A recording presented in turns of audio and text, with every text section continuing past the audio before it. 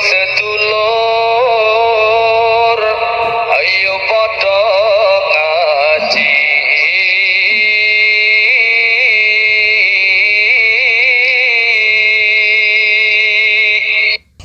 Kemudian yang terakhir saya beri ijazah tentang Al-Fatihah ya, karena ini surat yang populer. Kalau saya ijazahi Quran 30 juz pasti sampean nggak hafal. Atau ijazah surat Baqarah, kalau mau Baqarah mau. Ijazahi surat Baqarah mau 2 juz setengah. Mau Mas Asep? Ya Fatihah aja yang gampang ya.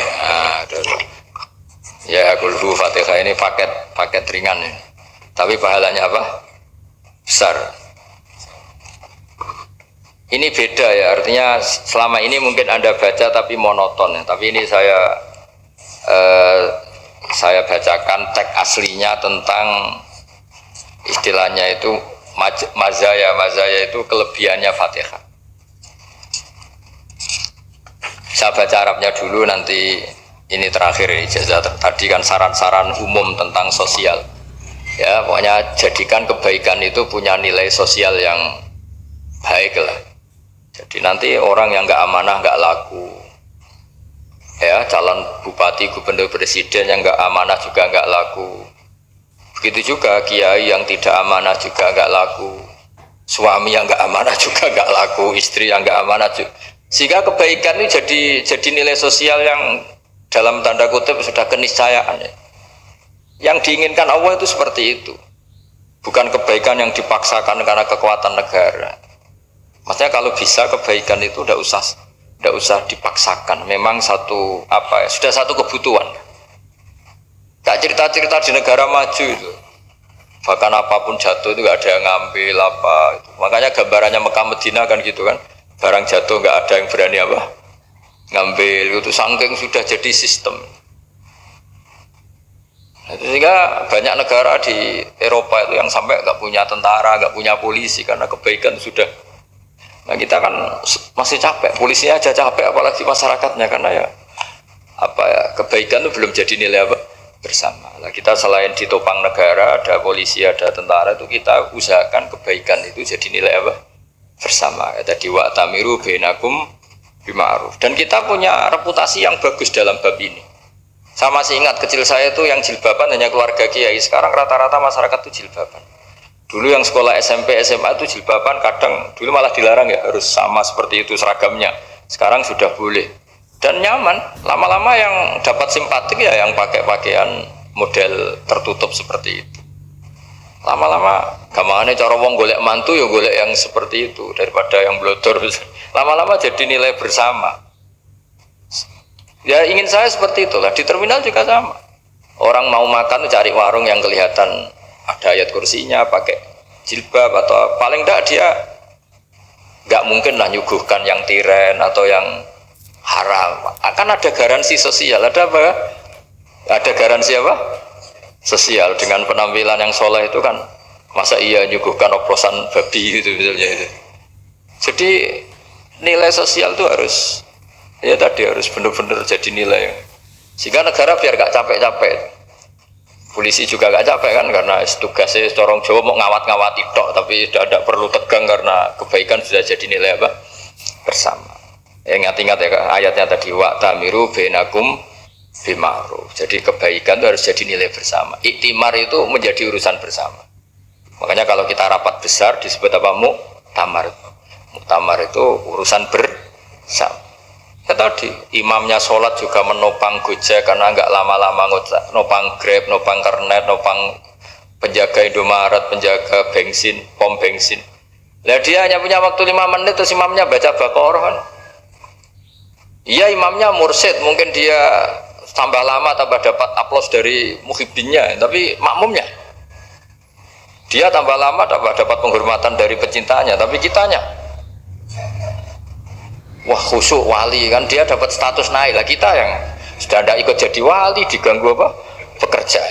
Kalau ada imam seperti itu sampai mufaroqah saja, niat ya Allah sampai sini saja saya makmum orang itu, silakan orang itu punya urusan sendiri dengan jenengan ya sudah, atau salib saja Pak. Nah, itu boleh kalau dalam fikih namanya apa? Mufaroqah. Mufaroqah itu niat, tapi kamu jangan langsung selonong mufaroqah, niat dulu. Pamit sama Allah bahwa sekarang mau mufaraqah. Ya, tapi ya jadi sholat yang aneh kan, imamnya masih rukuk, kamu terus sujud, terus apa-apa selesai ya. Mungkin dalam pandangan itu orang lain ini maksudnya makmum gimana ini kok begini. Tapi sudahlah, Allah Maha tahu. Nah, insya Allah dimaklumi. Ya saya baca tentang Fatihah ya, karena sampean pasti sering baca Fatihah. Supaya apa? Sekaligus jadi jimat lah gitu. Jadi kalau kamu sering di jalan-jalan yang mungkin sepi atau mungkin kan tidak semua teman Grab itu nasibnya bagus yang di Semarang Jogja. Mungkin yang di Kalimantan di Papua kan ada yang 10 kilo gak ketemu rumah, ya kan? Ya lihat di TV-TV itu kan kasihan kan. Udah 10 kilo gak ketemu rumah, penumpangnya kuwekar preman tuh kan. Ini makan orang enggak kan gitu. Kan ujiannya dua. Kalau penumpangnya cantik itu ya kecoba syahwat, kalau preman takut. Jadi orang itu selalu ujian itu. Sing sedengan itu kan jarang orang itu. Jadi kalau penumpangnya perempuan cantik ujiannya itu syahwat, kalau preman ujiannya ketakutan.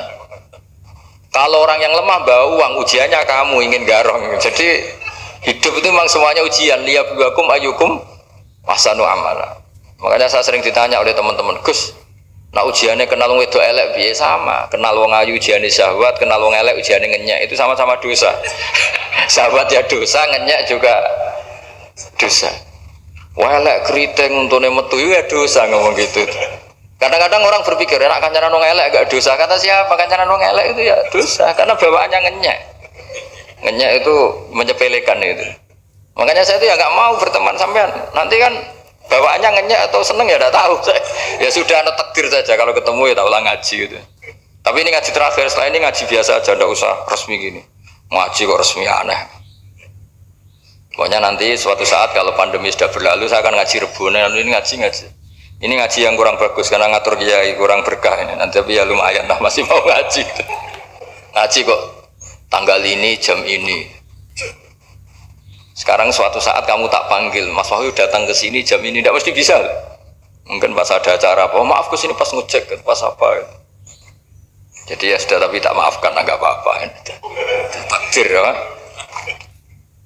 Tak bacakan supaya sampean tahu keramatnya Bismillah. Nah sebelum saya bacakan Bismillah Fatihah, tak beritahu tentang ilmu tafsirnya karena ini penting sekali. Fatihah itu dawuhnya Allah, tentu itu dawuhnya Allah. Saya ulang lagi, itu kalam Allah. Tapi yang sudah diberikan kesampaian ke kita semua, sehingga seakan-akan itu menjadi dawuhnya kita ke Allah. Jangan salah loh ya, Fatihah itu dawuh Allah, tapi sudah diberikan ke kita, sehingga posisi kita itu yang punya itu.